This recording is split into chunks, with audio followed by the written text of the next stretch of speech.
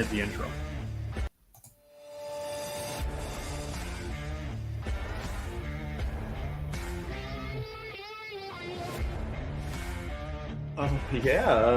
So upcoming Friday nights, me and the degenerate boys that we're coming back with the betting show. You look at the way he bounces off tacklers, the way that he keeps his eyes downfield, his vision, his ability to find holes, his pass catching ability, right? Because he had. In my lifetime, I'd put him at probably around the 2 area, with, again, the only other person up there being King Ricky. Anthony Richardson or Caleb Williams at the 111. Yeah. So just hit it.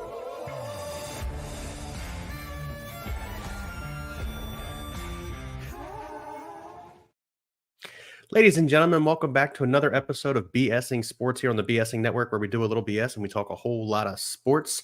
It is Eagles football season, so of course that means every Tuesday night at 6 o'clock I will be doing my Eagles recap shows. I'll have a plethora of guests on. I'm really looking forward to it, and hopefully you guys as fans enjoy it as well. Please comment. We'd love to hear from you. So this week, week 1, Ryan is my guest. How you doing, Ryan? Muted? You were muted, buddy. Yeah, so Bill has really managed to screw the beginning of this show entirely up, and he is sorry. Indeed, I am. I haven't had to push the buttons in a while, Ryan. Yeah. So no worries, though. Next time he'll let the whole intro play out too. I didn't touch it. Interesting. Nonetheless, I'm okay. As Ken Brandt in the chat says, go Birds. Damn right. Agree. Go Birds. Go Birds. Yeah, so, I mean, let's jump into it. Obviously, we know the Eagles played the Packers last Friday in Sao Paulo, Brazil. Eagles win, right? Really happy about it. The Eagles win 34-29. There are obviously some talking points that we want to talk about, so let's just get right into it, right? Let's talk about what went well. What did you see that went well?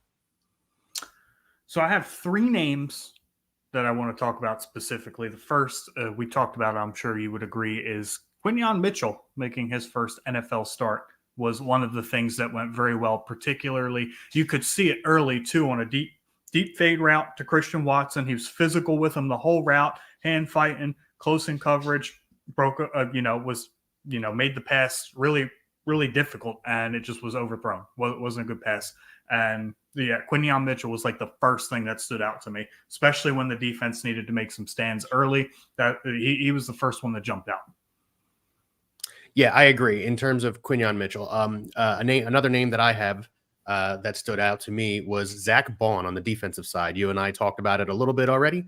This is a guy who had 15 total tackles, 11 of them solo, two sacks, and a tackle for loss. Came out of nowhere from New Orleans. Nobody really thought if he was going to be a fringe player or if he was going to be kind of like a special teams player specifically.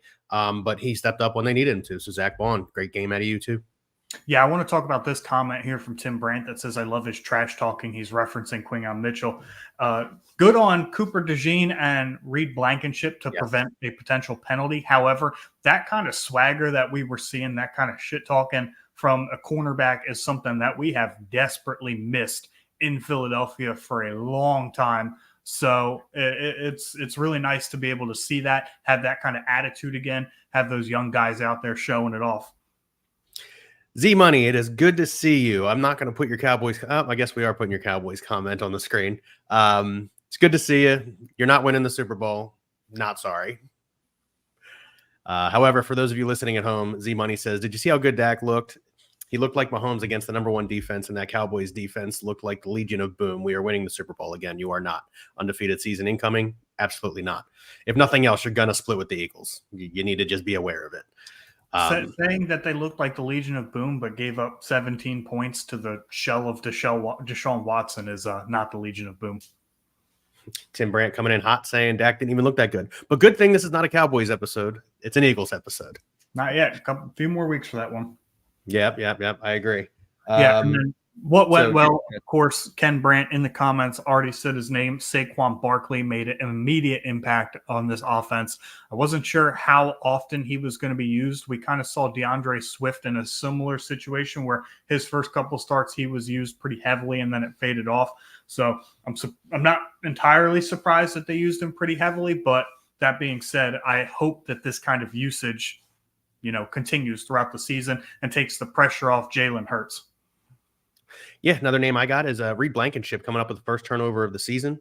Really good interception, one of those ones that happens to you on college NCAA 25, and you're like, no, there's no way somebody can make that pick. And Reed made it. It was a good read. He cuts off the route really, really well, reads Jordan Love's eyes perfectly, and makes a really good interception.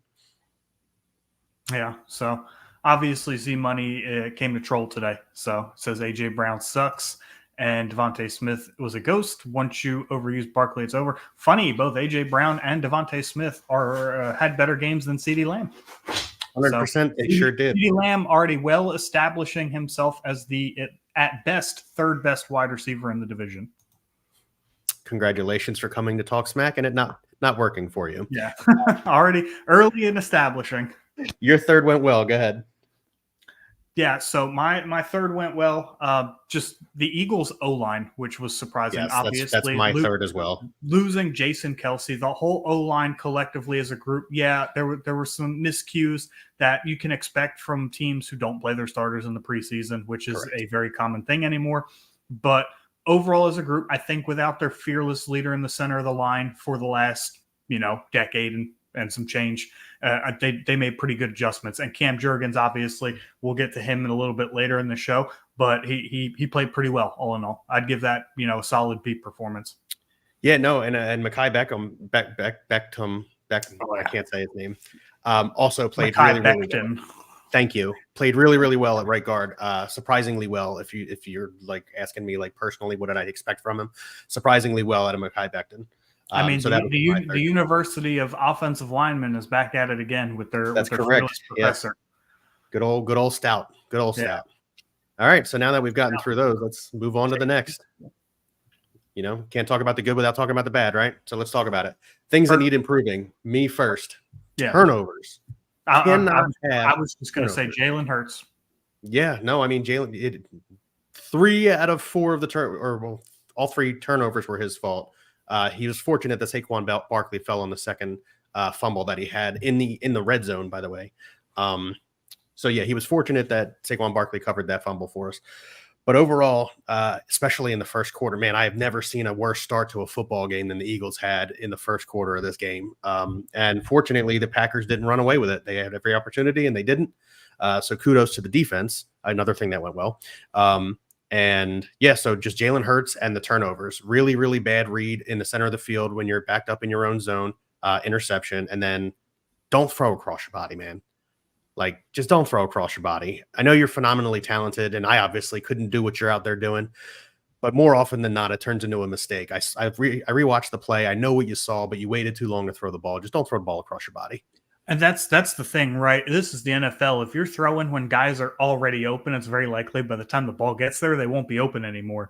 And that's exactly what happened. A.J. Brown broke off his route, went and found a soft spot in the zone, and by the time he sat down is when the ball was, thrown, versus when Hurts should have been keeping his eyes downfield, should have recognized what was going on. The throw was just too late. I would have rather he just not made it. But even some of his rushing plays, whether they were pre-designed quarterback plays or whether they were, optional handoffs. I know when you see the shotgun formation, you see the quarterback faking a handoff and keeping the ball, people just assume that it's an option play. That's not always the case. We don't know what the play was called. It could just be a straight quarterback run, but they don't look good. He looks slow. He looks really indecisive on which hole he's going to hit. He can't get to the line fast enough. He can't turn the corner. Some of his runs just look weird. And I don't know if it's the inappropriate design for him or he's just not capable of running to the edge, because Jalen Hurts is more of a power running quarterback. He's not Lamar. He's not Kyler Murray. It makes me wonder if in those read options, he doesn't know how to read the ends and the linebackers. Maybe he thinks they're breaking down when they're not, so he keeps the ball, and then it ends up being a problem. Jalen Hurts rushing, though, only 33 yards on the ground on 13 attempts, 2.5 yards per carry. That's not getting it done for a guy whose legs help him be who he is, right? And again, doesn't help that he started the season with 3 turnovers. Yeah, I expect it to improve. And turnovers aside, right, the first interception was just inexcusably bad. There was nothing there, triple coverage. The pass before that was triple coverage. There was very, very clear signs. You could go out, start from opening kickoff and go, yep, the Eagles starters didn't play one snap the whole preseason. And it was very, very evident. And I hate that strategy, particularly when you have a new center coming in.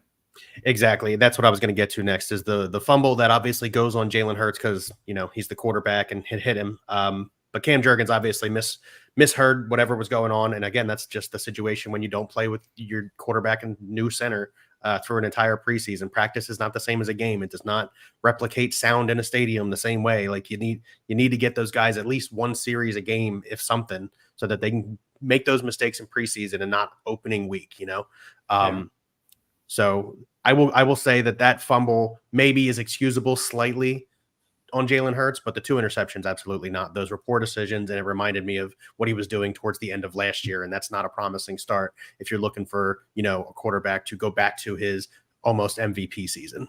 Yeah. Jalen Hurts is probably the one thing that I was like, yeah, this absolutely has to be fixed. Watching the rest of the game, I know the defense gave up 29 points, but given the situations that they were in early in the game because of turnovers, I think they played pretty fantastic outside of a couple plays that they just really broke down that were huge plays from Jaden Reed.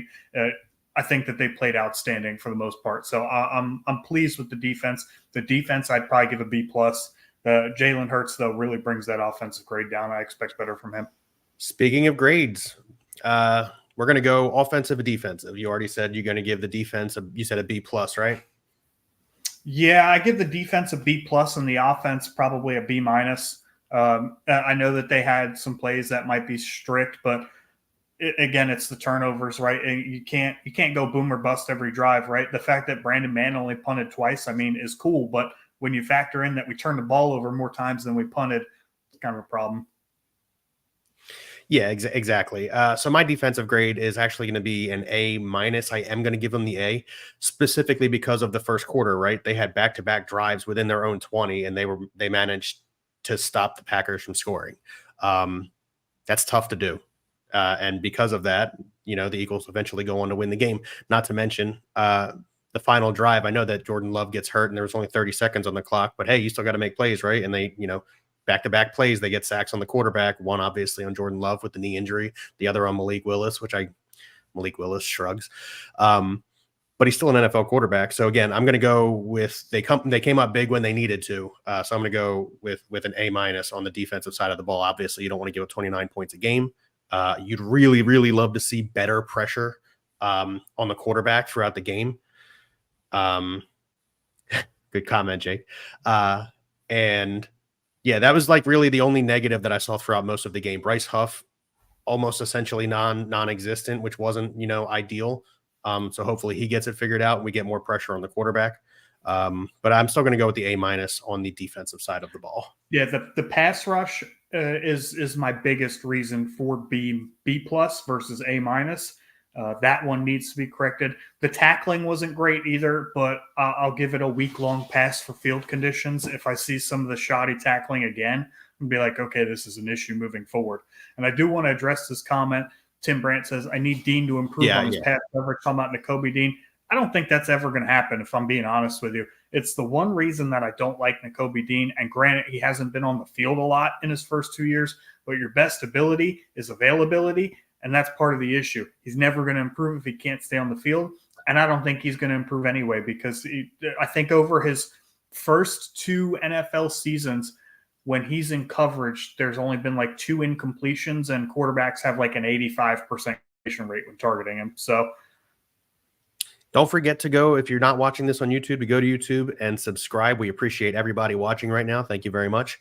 And please, if you're in there watching on whatever platform, feel free to hit us up. We love to talk and interact with the crowd. But again, please go to YouTube at B.S.ing Sports and subscribe. The more subscriptions we have, the better it looks for us. Yeah, for sure. Go ahead. Yeah, definitely subscribe. Definitely, tell your friends about us. We're here 4 to 5 times a week talking football, all football season. So, and obviously we're here for some friendly banter with the Cowboys and their third best wide receiver in the NFC East. Correct. When's the next giveaway? The next time the Cowboys win a Super Bowl? Never. Yeah, not giving any. No, I'm just kidding. We'll probably do one week 3, I would say. Give us some time to advertise it a little bit. We've got some cards to give away. We've got some prizes to give away. And the 2 easiest ways to do that are to subscribe to our YouTube channel at B.S.ing Sports and follow me on Twitter at B.S.ing_sports for when we post those prize winning opportunities. Correct. I actually do want to talk about Devontae Smith. Stud. You're talking. He had seven receptions for 84 yards. It's looking like he's going to be playing in the slot, and I absolutely love it. When Jalen Hurts, you're talking the second to final drive of the game, or no, the final drive the Eagles had of the game. They got the ball with 7 minutes left. They were only up by 2 points. They needed to go down the field and get points. There was 2nd and 8, 2nd and 9, 3rd and 6, and all of those times Jalen went to Devontae Smith and he got the first down. Moment of silence real quick as Jake would be chugging a beer. We just hit 50 views. R.I.P. Jake. Too bad he roots for a real shitty team. Can't be on the Eagles talk show with us. Thank you to all the viewers out there. But yes, again, Devontae Smith. Every time that Jalen Hurts needed a play in the middle of the field, he went to Devontae Smith and Devontae Smith delivered. So A+ on Devontae Smith specifically. So yeah. I'm a big fan of putting your best route runner in the slot because you're not limiting them to sideline coverage. And teams generally tend to put their best cornerbacks on the outside, like the Packers do with Jair Alexander, who, by the way, got absolutely toasted on A.J. Brown's touchdown. He got toasted by A.J. Brown all night.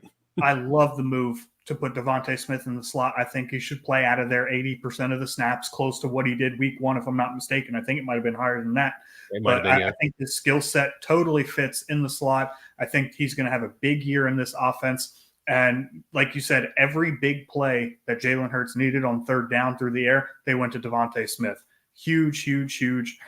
I can't speak about it enough. We heard rumblings about it that he'd be in the slot. We got the confirmation. Here's the other thing that it does is Jalen Hurts, when he runs and he scrambles, is notorious for throwing the ball to the sideline. Very rarely does he come back over the middle. He did twice in this game, and both times got intercepted. But having a guy who runs routes as good as Devontae Smith in the middle of the field is going to expand the field for Jalen Hurts. He's going to go to Devontae Smith. He's not going to ignore him. So it's going to make the field bigger for Jalen Hurts to be more successful. I think it's extremely intelligent to have Devontae Smith in the slot. Yeah, Jahan Dotson didn't play much, to be expected. He was straight in the middle of the preseason. And to be honest, he's only been there for like a week and a half. Yeah, I'm not really sure what we're going to see out of Jahan Dotson moving forward this season because you have A.J. Brown, you have Dallas Goedert, you have Devontae Smith, and there's going to be games where Saquon Barkley is probably heavily involved in the passing game. So what is Dotson, the 4th, 5th target on this offense? I don't think that there's going to be days. His big games will be 4 catches for 45 yards. And maybe a touchdown. Maybe a touchdown. Maybe he catches a long pass. He won't have any sort of consistent performances, like Devontae Smith, 7 for 84. So correct. Speaking of the offensive side of the ball, because we haven't given offensive grades yet, I'm going to go offensively. I'm going to go C. Again, 3 turnovers, possibly could have had 4 there. Look, I get it. Jalen Hurts, 20 of 34, 278, 2 touchdowns.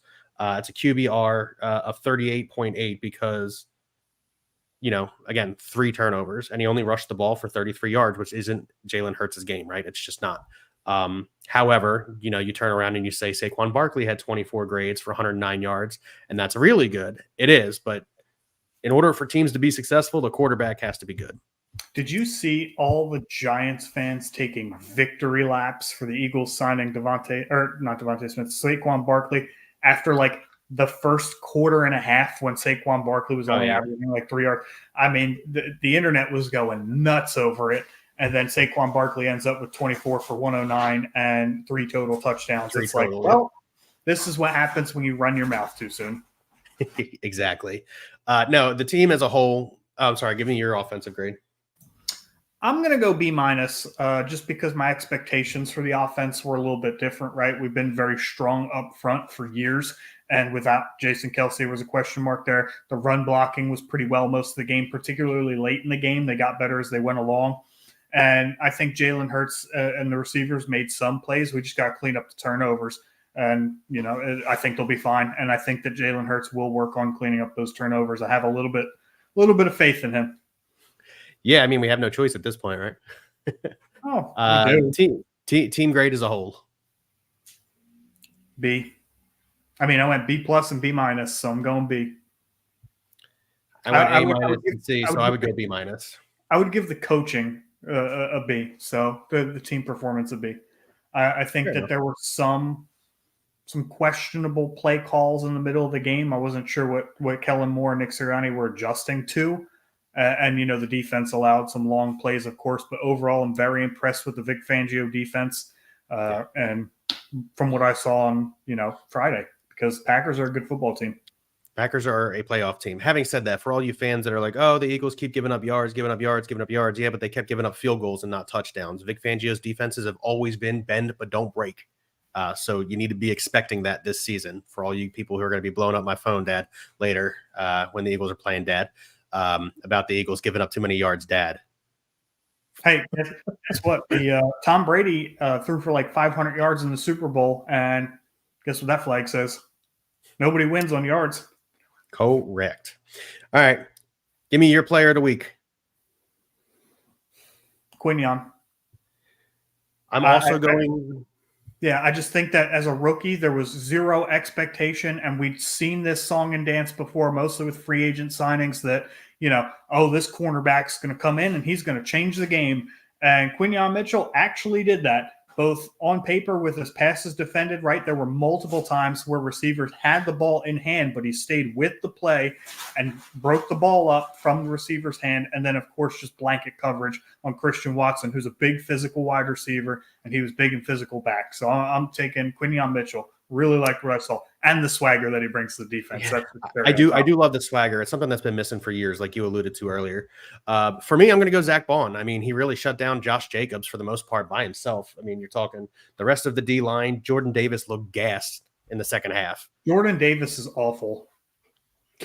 I don't want to think that yet. I do, because we let Kyle Hamilton go right after him, and Kyle Hamilton is arguably the best all-around safety in football. Yeah. As we saw on Thursday night with Travis Kelce going 3 for 34. That's a good point.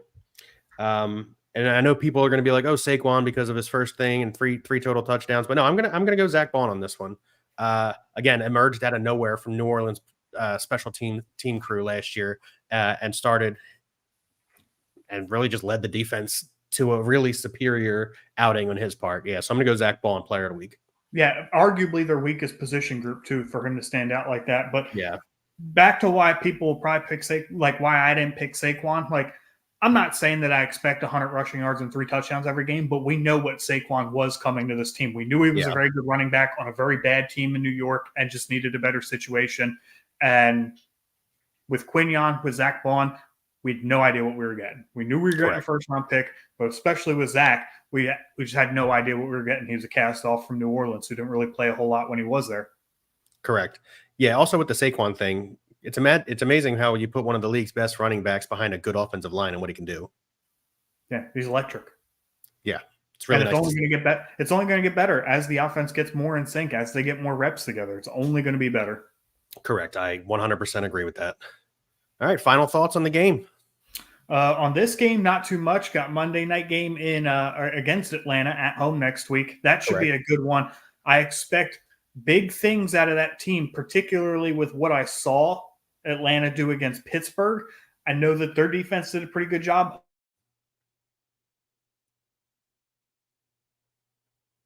6 field goals, but ultimately that could be a combination of the fact that Pittsburgh offense, Justin Fields is not Jalen Hurts. They don't have the receivers. They don't have the running backs. They don't have the line. So based on what I saw from Atlanta on Sunday, Atlanta's in deep trouble. Yeah, Kirk Cousins is less mobile than he was before, which is already a problem in an offense that said that they wanted to try and run the ball more, because you need a little bit of deception out of the quarterback position, and he doesn't give it. Now, obviously, Bijan, good running back. Offensive line struggled against Pittsburgh. I mean, I'll go into it, on our Saturday prediction show. I don't want to give anything away early, but I do expect big things out of the Eagles in this game. Yeah, and just first game in Philly of the season, that'll be a big one too. Which sucks because it's technically our second home game. I don't like that. Yeah, you complained about that all off season. I did. You're right. Let's see. I do expect Atlanta to be a better team than what they were on Sunday. That was pretty rough. I expect as Kirk Cousins gets healthier, I expect that offense with a brand new head coach, a brand new offensive coordinator, a brand new quarterback who didn't play, they've got a lot of changes coming too. So I expect them to be better, just not in the span of a week. We see you, Gucci. Hang on one second. Okay.